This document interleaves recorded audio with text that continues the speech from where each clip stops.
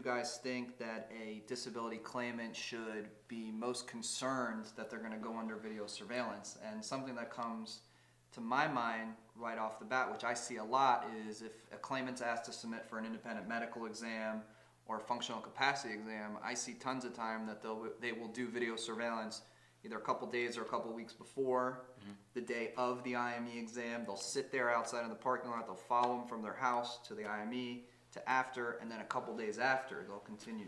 Is there some other situations when you tend to see that the companies conduct video surveillance? Since I handle a lot of the administrative appeals under ERISA on the group policies, I usually see that if there's a own occupation, any occupation switch coming up, right before that period's coming, usually within 6 months, if there's been a denial and I see the claim file, that surveillance is done within about 6 to 8 months prior to that switch to any occupation, because now they're going to take a look at it and it's going to be a little easier from deny. So I've seen that happen again and again on the ERISA appeals.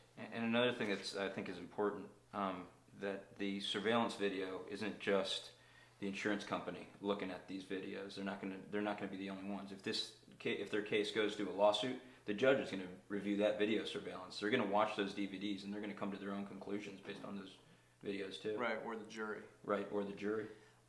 Another time that I very frequently see video surveillance is immediately after somebody calls a disability carrier and says, you know, I'm filing for long-term disability insurance, and the carrier looks at the claim and they want to try to get them right then and there to see if there's any evidence right from the beginning to show that this person may not be telling us the truth about their claims. And also what's important to know too is people may be watching and thinking, well, listen, I don't have a back problem, I have a neck problem, it's not a physical problem.